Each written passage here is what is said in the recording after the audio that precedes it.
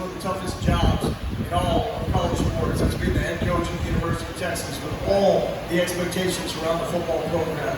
He won't tell you this, but from seeing the way it's gone down in the years before Steve Sarkisian arrived, dealt a very difficult situation when he got here. Two great recruiting classes that we pumped up. They were essentially wiped out before he set foot on campus because of transfers and some players just not paying it out. But what he has done has been nothing short of miraculous since then. A top-flight recruiting class coming in with dudes and dogs and help coming on the offensive line. And if you guys saw the spring game and saw the talent, this is a group to get excited about. One of the best groups that I've seen skill position-wise at the University of Texas in a really, really long time. And more than anything, Sark does as a head coach, been able to spend time with him, hosting our show every week, and through the trials and tribulations of a first season on the job at the University of Texas, this man was never anything but the epitome of class. We've got a great one right here. Let's hear it for Steve Sarkisian.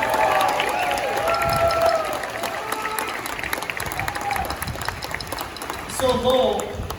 I think Vic was supposed to have one more question. What happened, man? He's got one more question.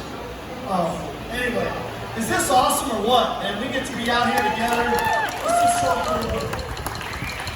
You know, when you're a first-time head coach, you take over a program, generally, this is what you do that first spring. You get out, there's introductory, you get to meet everybody, and we didn't get to do that. And so, I know CDC thinks he's wearing me out doing these things, but I'm actually really enjoying this. I love the fact that I get to meet everybody, and we got a whole tour set up. So the idea that we get to be here together, celebrating Longhorn athletics is really tremendous.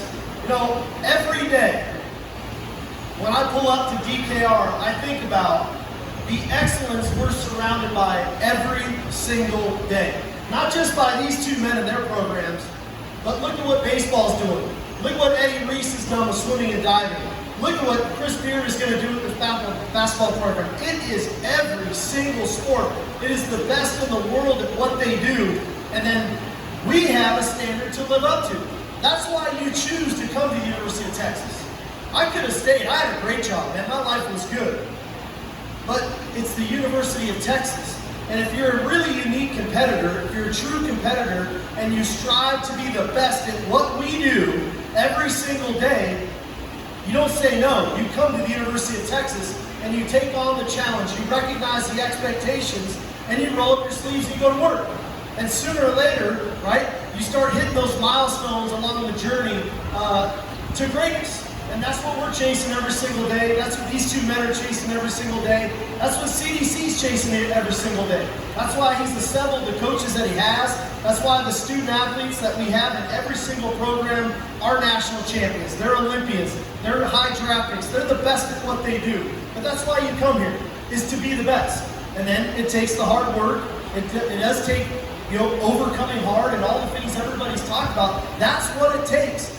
Ultimately, so that we all can be proud to put on the burnt orange and to throw the hook and horns up. That's why we do it. So it's exciting to be out here with you all. Looking forward to see what you got from here, Long. Thanks, buddy. Well, Sark, we talked before the spring game, and I brought up watching some of the practices, how different it looked. There was some juice, more competitive spirit, and you lit up. So you definitely saw something different a year into the job. So what has changed with your group? Well, let me paint a little bit of a picture, all right?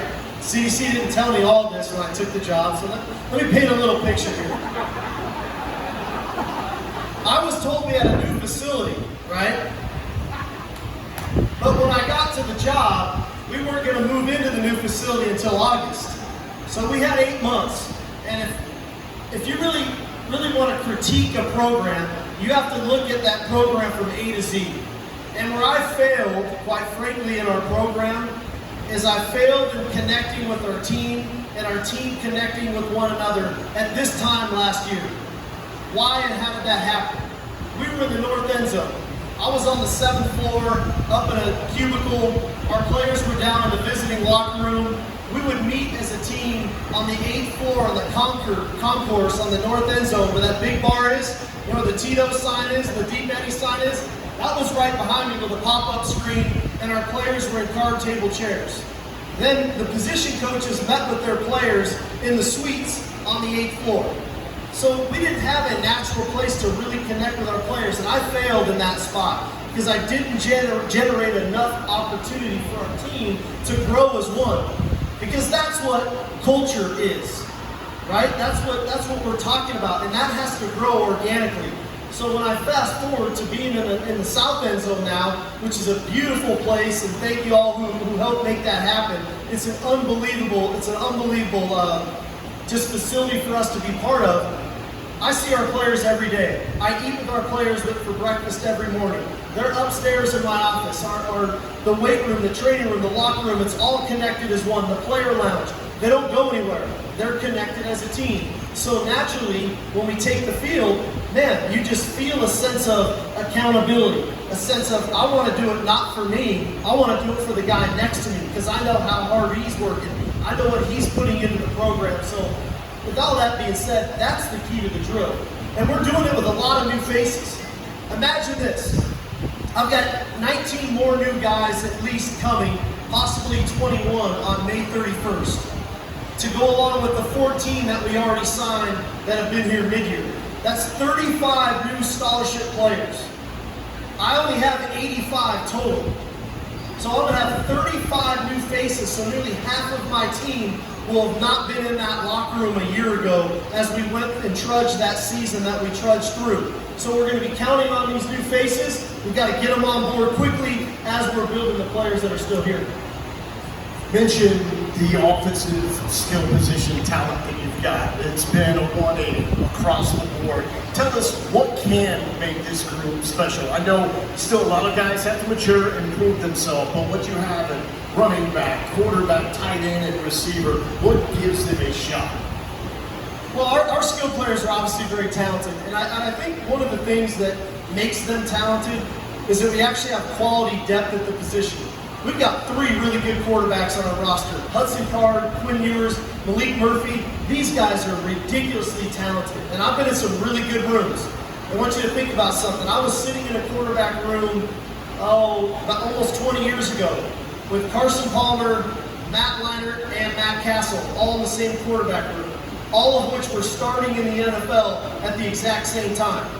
I was sitting in a quarterback room in Tuscaloosa, Alabama, with Jalen Hurts, Tua Tagovailoa, and Mac Jones, all of which are currently starting in the NFL. I'm sitting in a quarterback room right now that is very, very talented. So we finally got ourselves in a really good space, not only for the short-term future, but for our long-term future. I think we all know about the running back position. Bijan Robinson is a fantastic football player and a better human being, and nobody represents the Longhorns better than him. But Roschon Johnson, Keelan Robinson, Jonathan Brooks, Jaden Blue, an electric room, the tight end room. Everybody wanted to ask me a year ago, where's JT Sanders? He's this 5-star recruit, where is he? He was working on his craft. He was mastering his craft. We live in a world of instant gratification with social media and everything is right now, right now, right now. There's a thing in our world called development. You develop as a player, or you improve as a player. JT Sanders had a great spring. Gunnar Helm had a great spring.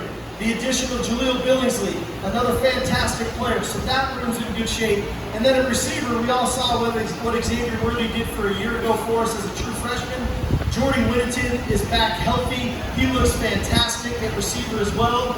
We added Isaiah Nair, who was a 1,000-yard receiver from the University of Wyoming. We've got a couple more transfers coming in. So that room is in great shape. None of that is going to work, Lowell. We don't play 7-on-7. We play tackle football with 11 people. This offensive line has got to come together. And so we signed 7 offensive linemen. To put this into perspective, okay? And I know I might offend some people, but you guys all want to listen to what 247 says, what Rival says, what ESPN and On3 and all these experts, right, that evaluate the players. Well, we think we're pretty good at evaluating the players too. And so we evaluated all the top linemen in the state of Texas. If you took the 7 top linemen in the state of Texas, we signed 6 of them. 6 of them. The only one we didn't get, we knew we couldn't get because we were taking the top tackler in the country that he grew up with, that was his neighbor, and they were going to play together out of Houston, Kelvin Banks. So I knew that wasn't going to happen. So we got the top 6 linemen in the state, plus a kid out of Seattle, Washington, Malik Ogbo. As soon as we can get the line on board as quickly as we can, our skilled players are going to have the success that we think that they can. And then defensively, we all know the importance of that. What kind of leads do you expect this group to make? And we're excited about defensively. You know, we had to make a shift philosophically on the defensive front. I'm an aggressive-minded guy, play calling, attacking style, the types of players that we recruit, and we were just too passive. You know, we had to play a lot of zone coverage, so we had to shift a little bit in what we did. So we moved our starting nickel, Anthony Cook, to free safety into the boundary. We took Keaton Crawford, who was a corner, and moved him to our field safety. We moved Jahdae Barron, who was a corner, and moved him to nickel. Why did we do that? So we can play more man-to-man coverage. I need more people on the field that can defend all these receivers in the Big 12 that can cover. So we want to be more aggressive. We want to play more man-to-man. We want to have a more attacking style up front defensively. So that was kind of a shift philosophically. It was a great shift. And oh, by the way, we added a guy from Fort Worth who I think has helped a little bit in Coach Gary Patterson. So that's been a good addition to us as well. So I think naturally defensively, we're going to be a more attacking style. We can play more aggressive, tighter coverage, and try to nullify the run better with an extra hat in the box. Coach, thank you so much. Let's hear it for Steve Sarkisian.